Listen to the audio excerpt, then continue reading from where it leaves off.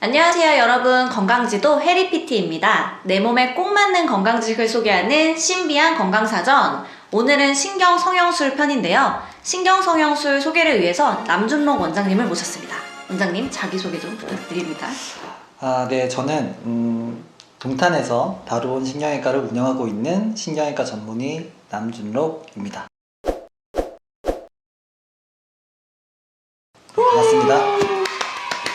네, 원장님 처음에 가장 궁금한 점이 수술과 시술에 대한 차이점을 명확하게 모르시는 분들이 많은 것 같아요. 네. 혹시 어떻게 좀 구분되게 설명을 좀 해줄 수 있으실까요?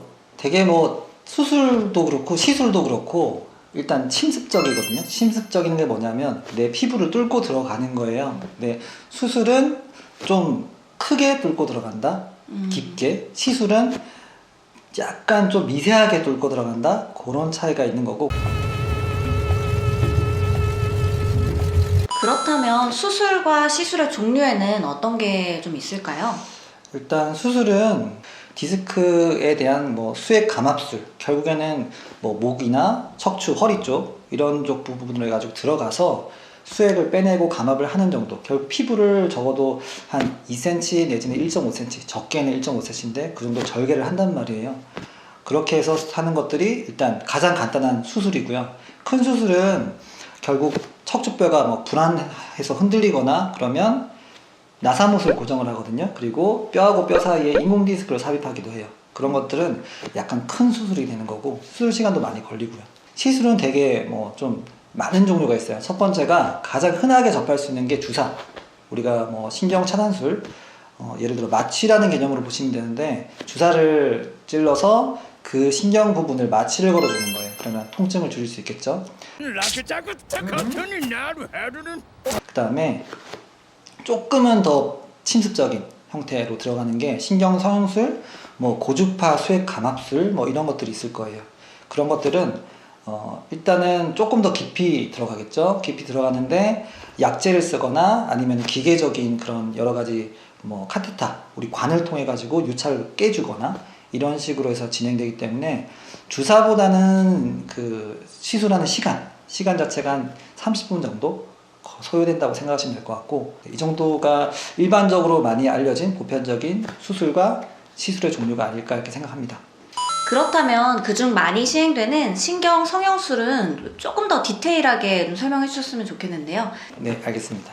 신경성형술의 다른 말은 유착 박리술이에요. 결국은 뭐냐면 그 유착을 박리했을 때 엉겨붙은 신경 조직이 떨어지겠죠? 그럼 그 유착돼서 생기는 신경 자극 증상이 해결되지 않을까라는 시도를 해보는 겁니다. 신경성형술은.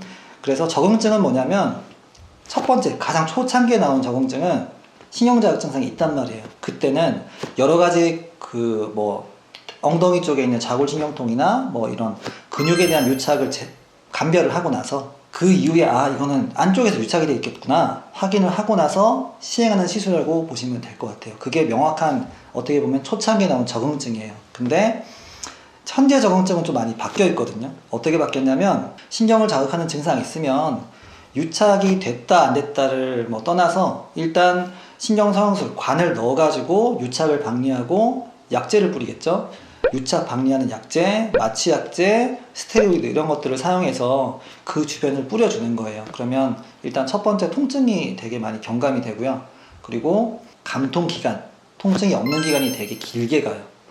그러다 보니 좋은 점은 통증에 대해서 길게 간다 이런 장점이 있지만은 문제는 30분의 시간이 걸리는 거고 큰 비용이 또 발생을 해요.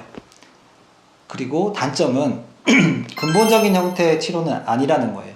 그만큼의 비용을 투자를 했는데 나는 근본적인 치료를 하지 않고 통증만 한 6개월에서 1년 정도 감통이 됐다 라고 했을 때 이거를 이제 환자가 동의를 할 것이냐 이런 거는 생각해 볼 부분이고요. 신경성형술이 유착을 제거하는 시술이라고 하셨는데 환자분들이 느끼는 저림 감각이 다 유착 때문에 발생되는 것인가요? 실제로 그렇진 않아요. 왜냐하면 우리가 다리는 다 근육이 있죠. 그리고 근육 안에는 신경이 있고 혈관도 있어요. 결국에는 다리가 아프다면 근육이 아플 수도 있고 혈관도 아플 수도 있고 그 다음에 그 안에 신경 조직이 아플 수도 있거든요. 다리 조직의 문제 때문에 다리에 문제가 생길 수도 있다는 것도 어떻게 보면 명확한 사실이고요. 근데 허리 쪽도 분명히 신경이 나와서 다리 쪽으로 내려가죠. 그다음에 각각의 신경들이 또 나와서 다리로 분포가 되기 때문에 허리 쪽의 문제로 인해서 다리 저림이 발생할 수도 있습니다. 이런 것들 때문에 또 다리 저림은 발생할 수 있기 때문에 여러 가지 형태에 대해서 고민을 해보시고 감별 진단을 해야 될 필요성이 있다는 걸 꼭 알려드리고 싶어요. 그 어려운 걸 자꾸 해냅니다, 내가.